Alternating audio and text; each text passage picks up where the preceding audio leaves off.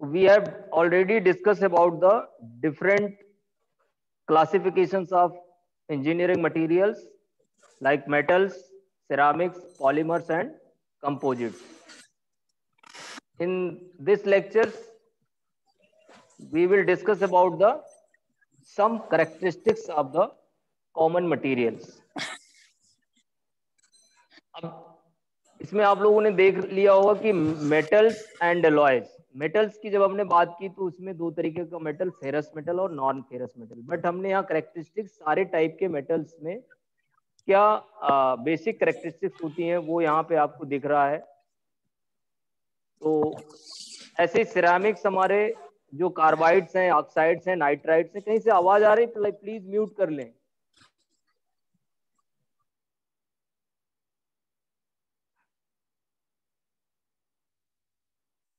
Okay,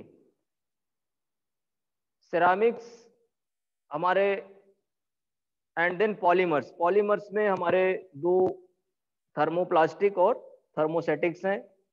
ऐसे ही composites में हमारे मेटल मैट्रिक्स, सिरेमिक मैट्रिक्स या पॉलीमर मैट्रिक्स हैं। तो यहाँ पे एक टेबल के माध्यम से बताने की कोशिश की जा रही है कि some characteristics of the different materials. If we are talking about the metals, then these are the characteristics. Metals are strong, tough, stiff, high electrical conductivity, मतलब उसकी conductivity ज्यादा है, electricity can easily flow through the metals, and at the same time thermal conductivity भी high है, यानी जो heat can easily flow through the metals. Easy processing होते हैं, मेटल्स को हम इजिली प्रोसेस कर सकते हैं, इट मींस उसकी मशीनिंग कर सकते हैं इजिली। सपोज हमको रॉ प्रोडक्ट मिला हुआ है तो हम उसको, जो भी हमारा फाइनल प्रोडक्ट है, हम उसको इजिली वहां पे प्रोसेस करके मैन्युफैक्चर कर सकते हैं, चाहे वो कटिंग हो, चाहे वो फिनिशिंग कोई प्रोसेस करनी हो, सुपर फिनिशिंग प्रोसेस करनी हो, या थ्रेडिंग करनी हो उस मटेरियल में, या नर्लिंग करनी हो, ड्रिलिंग करनी हो, वेल्डिंग करनी हो, तो वी कैन प्रोसेस इजिली, क्योंकि मेटल्स में आराम से मशीनिंग हम इजिली हम उसको कर सकते हैं, इसलिए ये इजी प्रोसेसिंग है। स्ट्रॉन्ग का मतलब यानी कंप्रेसिव टेंसाइल स्ट्रेंथ उनकी ज्यादा है।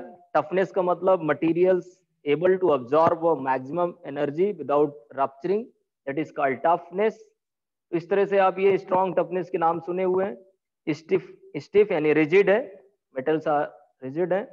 इस तरह से ससेप्टेबल टू कोरोजन, मेटल्स का ये एक आप डिसएडवांटेज समझ सकते हैं कि वो कोरोसिव फ्रेंडली होते हैं, उनमें कोरोजन हो सकता है। इजिली अवेलेबल, ये सब जंग, हाँ कोई कुछ पूछना चाह रहा है?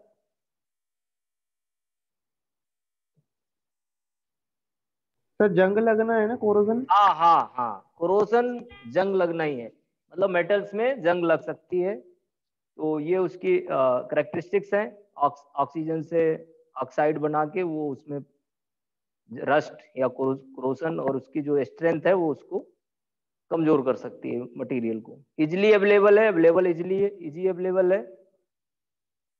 सिरेमिक्स मेटल्स में मैं बार बार बोल रहा हूँ, आपके माइंड में होना चाहिए, फेरस मेटल्स और नॉन फेरस मेटल्स सभी के लिए कैरेक्टरिस्टिक्स है। हम इंडिविजुअल मेटल्स को आगे पढ़ेंगे, बट ये कॉमन कैरेक्टरिस्टिक्स है। जब आप क्लासिफिकेशन लिख रहे हैं और उस समय कॉमन मटेरियल्स के बारे में यदि कुछ कैरेक्टरिस्टिक्स लिखना है तो आप इनमें से कोई भी 3-4 कैरेक्टरिस्टिक्स आपको याद रहना चाहिए। सारे नहीं भी याद हैं तब भी चलेगा, 2-4-5 याद रहना चाहिए, ये आप उसमें लिख सकते हैं। सेरामिक्स आपको पता है ऑक्साइड नाइट्राइड्स हैं, ये इनमें कोवैलेंट बॉन्डिंग पार्शली और होता है, जो कि ये भी स्ट्रांग होते हैं, ब्रिटल होते हैं। एक डक्टाइल, मेटल्स में डक्टाइल और ब्रिटल दोनों होते हैं, बट ये ब्रिटल ही होता है सिरामिक्स। डक्टाइल मतलब फोर्स लगाने के बाद कुछ समय तक इलॉन्गेट होता है, देन टूटता है, देन। बट ब्रिटल मटेरियल क्या है, फोर्स लगा और ज्यादा लोड लगाया तो टूट गया। जैसा कि सूखी लकड़ी और गीली लकड़ी, तो गीली लकड़ी फ्लेक्सिबल होती है, लचक सकती है, तो उसमें थोड़ी सी डक्टिलिटी। ब्रिटल जो है वो हम स्टील जब पढ़ेंगे, माइल्ड स्टील और कास्ट आयरन, तो वहां समझेंगे इसके कॉन्सेप्ट्स को।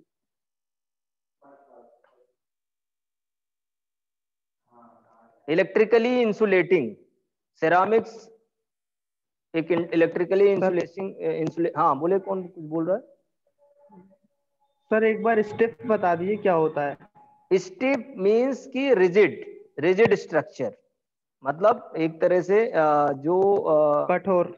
हाँ, स्टिफ मीन्स कठोर, मतलब हार्ड सरफेस। ठीक है, जो मेटल्स की जो सरफेस होती है वो हार्ड होती है, इसलिए वो ये स्टिफ होता है। ओके, तो now this is related to the hardness, मतलब the material can not be easily bend, उसको हम आसानी से मोड़ नहीं सकते हैं। ओके, तो वो स्टिफनेस है, रिजिड है। इलेक्ट्रिकली इंसुलेटिंग यानी लो कंडक्टिविटी होगी इलेक्ट्रिकल, इसलिए इंसुलेटिंग में थर्मल कंडक्टिविटी भी लो है। It means electricity can not B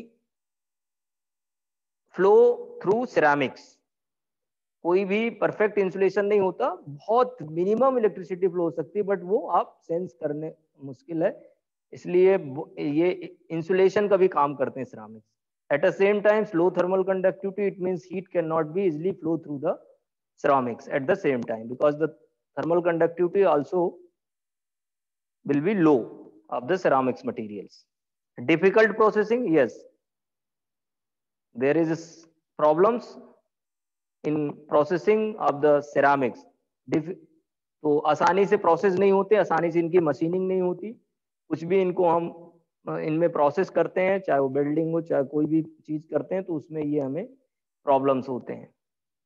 corrosion resistance, ये इसकी खासियत है, इसमें क्रोजन नहीं लगता, क्रोजन रेजिस्टिव होते हैं, लाइट वेट होते हैं, टेम्परेचर रेजिस्टेंस होती है। इनकी खासियत है टेम्परेचर रेजिस्टेंस होता है, मतलब जब हम इनको ये हीट के अगेंस्ट अपने मटेरियल की प्रॉपर्टीज को डिसअपियर नहीं करते हैं, मतलब हीट के बाद भी अपनी प्रॉपर्टीज को कायम रखते हैं। तो सेरामिक्स, ये ceramics material can withstand against the temperature और heat, that's why the characteristics of the ceramics is also a temperature resistance.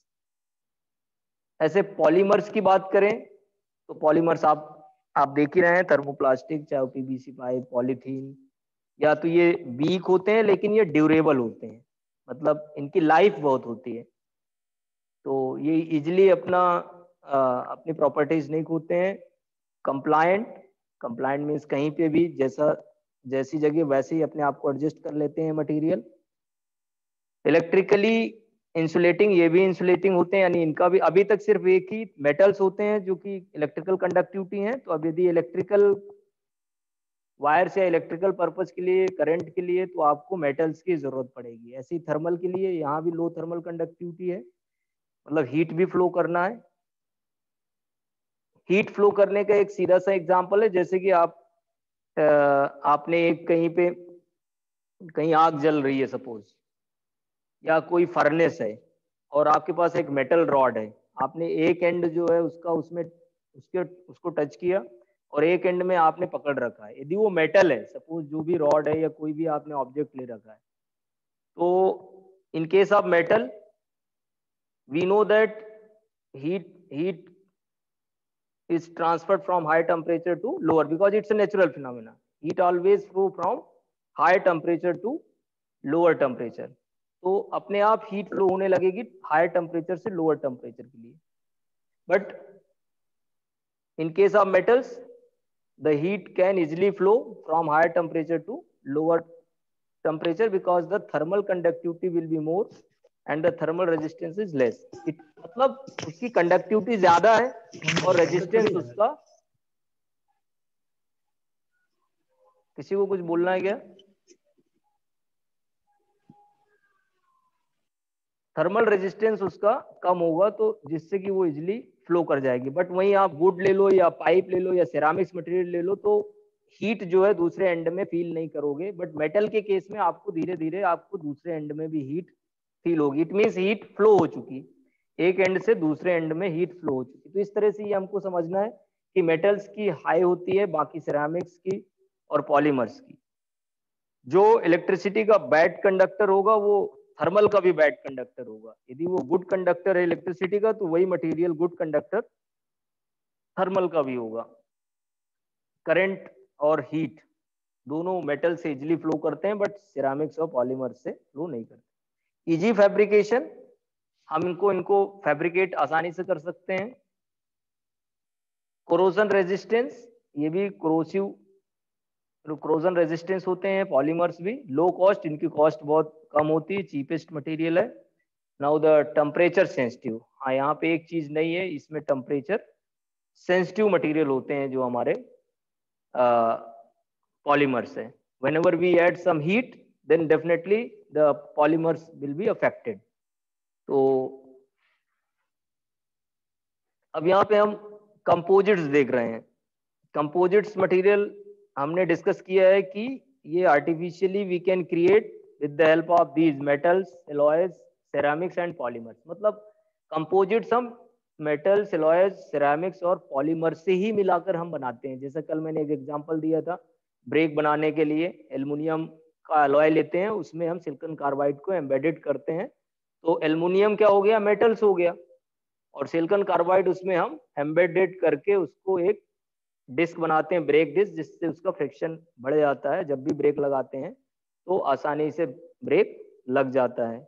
As per the need जो है हमने एक मटेरियल क्रिएट किया जो कि ब्रेक डिस्क के लिए, इक्विपमेंट्स के लिए काम आया। वो कंपोजिट मटेरियल क्या कहलाया, metal matrix composite material, because the base material is metal in that particular case. तो इस तरह से ये स्ट्रॉन्ग होते हैं, फटीग रेजिस्टेंस होते हैं, मतलब जो साइक्लिक लोडिंग होती है उसके अगेंस्ट इसमें कम असर पड़ता है कि कभी कंप्रेसिव कभी टेंसाइल, कभी कंप्रेसिव कभी टेंसाइल। मतलब whenever the nature of the load will be changed with respect to time, then that is the cyclic loading।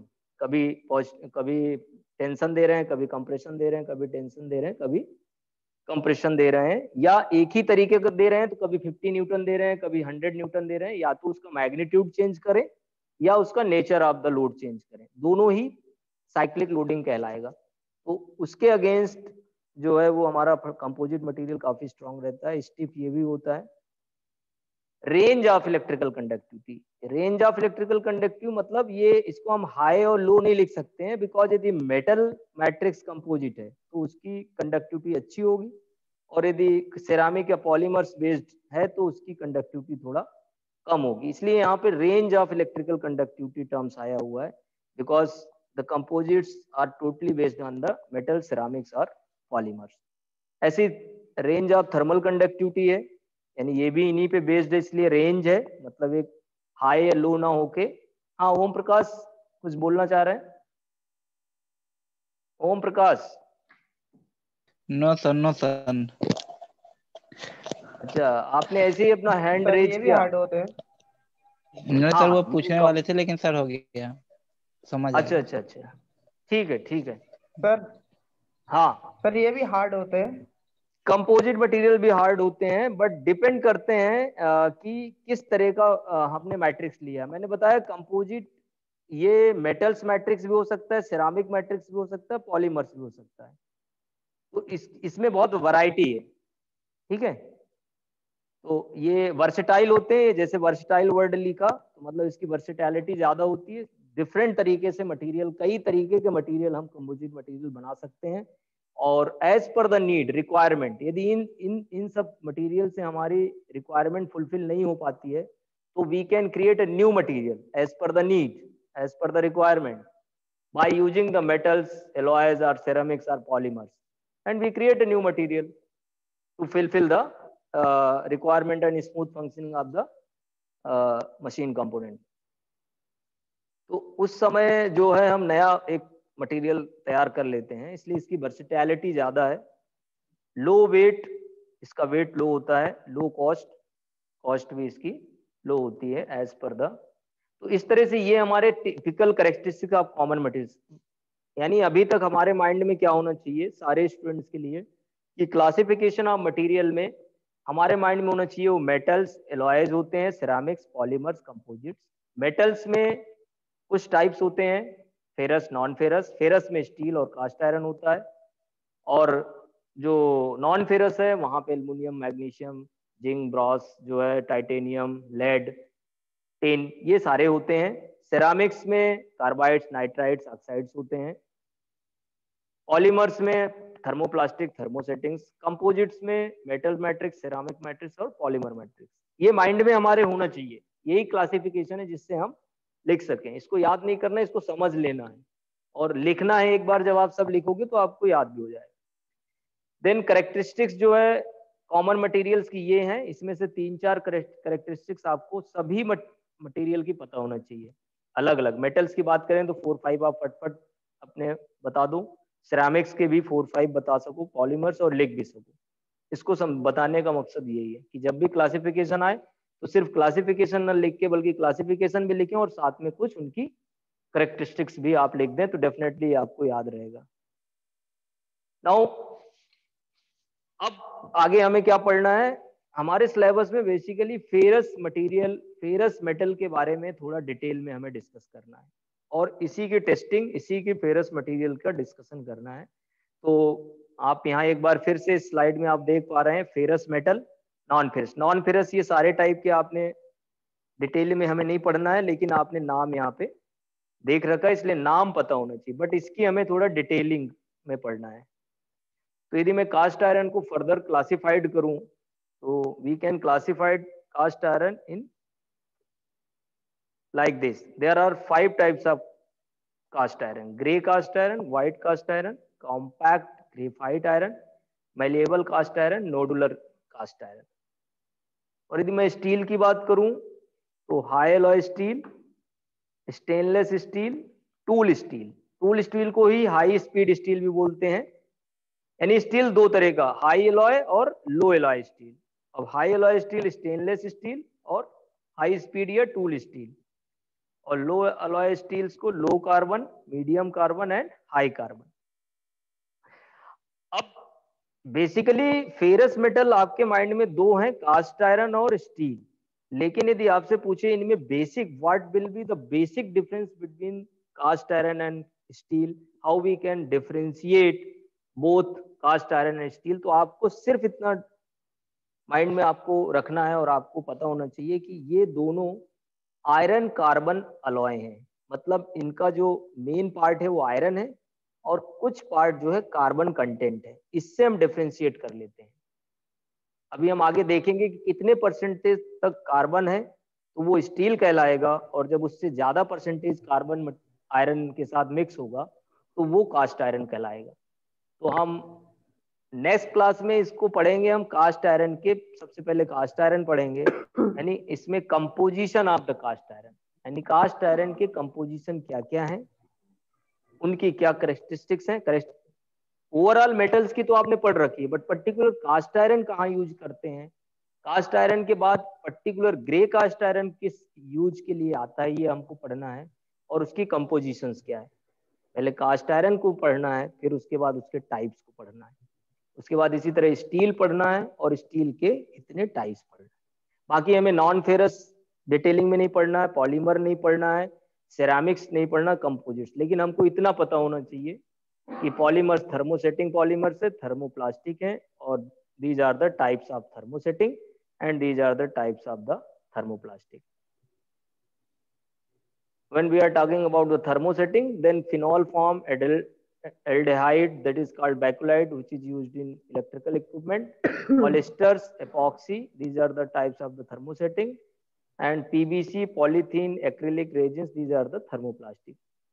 ऐसे ceramics, refractories, abrasives, glass, cement, concrete, these are the types of ceramics, some types of ceramics.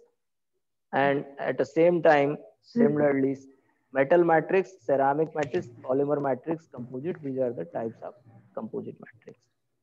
तो इसके पहले मैं जाऊं तो हमको ये जो हमको कास्ट आयरन, स्टील, इस पे बेसिकली फोकस करना है। तो नेक्स्ट क्लास में हम लोग cast iron, composition of cast iron पे बात करेंगे।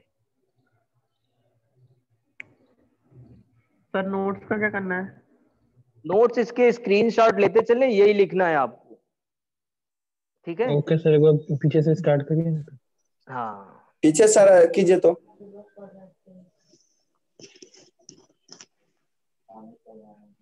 हाँ sir.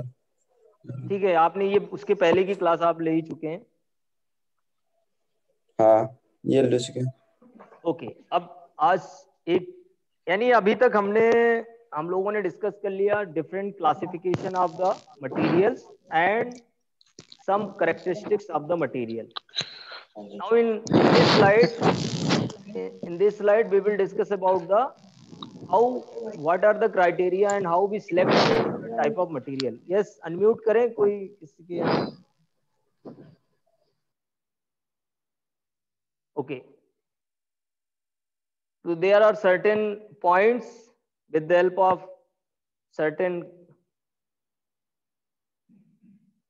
points we can select a particular type of material for a particular type of application. Whenever we are going to select a material, then there are various constraints which are affected to select the material. Basically, those are the mechanical, physical and chemical properties, and today's the main concern is environmental issue. So these are some points. The engineering materials are often primarily selected based on their mechanical, physical, chemical, and manufacturing properties. We will discuss mechanical properties when we will discuss about the properties of the material. So on the basis of the properties, we can select a particular type of material. यानी properties बड़ी important है.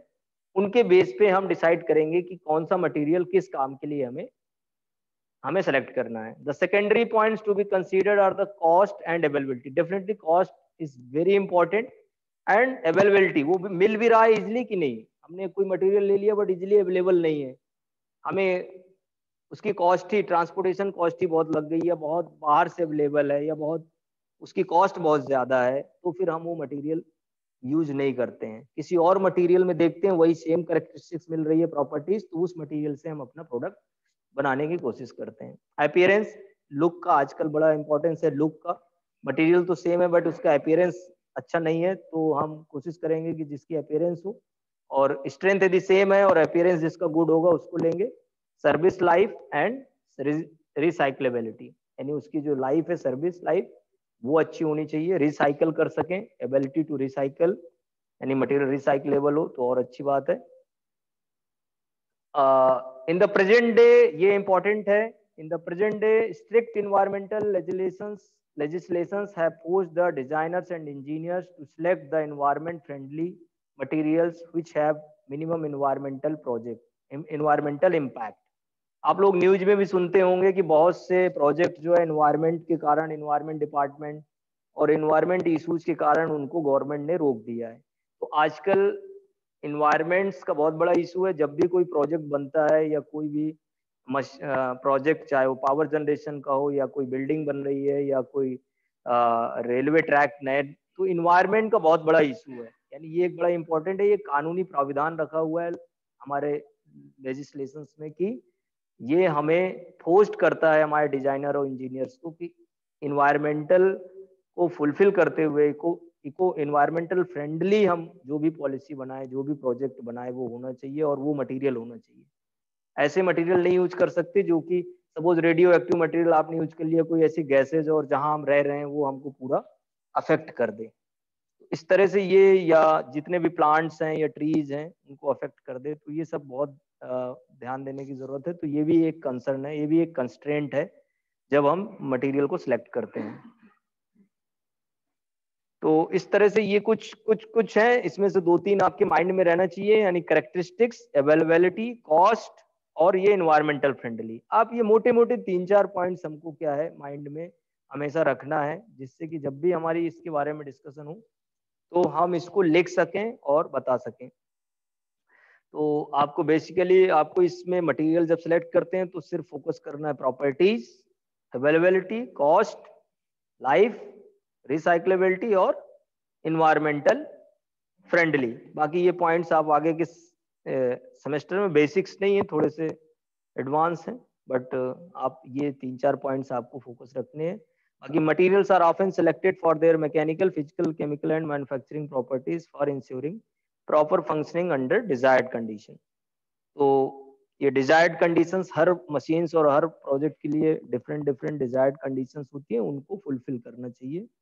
When several materials are suitable for a particular design requirement, the cheapest one is usually selected. तो ये वही cost से related है ये point जो है। जब ढेर सारे कई मटेरियल अवेलेबल हैं तो एक पर्टिकुलर डिजाइन के लिए, और यदि सेम स्ट्रेंथ सेम कॉस्ट में हमको मिल रहे हैं तो ठीक है, कोई भी ले लो, लेकिन जो सबसे सस्ता वाला है यदि अलग अलग मिल रहे हैं उसमें से कोई सबसे चीपेस्ट है तो इंजीनियर या डिजाइनर यही चाहेगा कि हम उसको लें।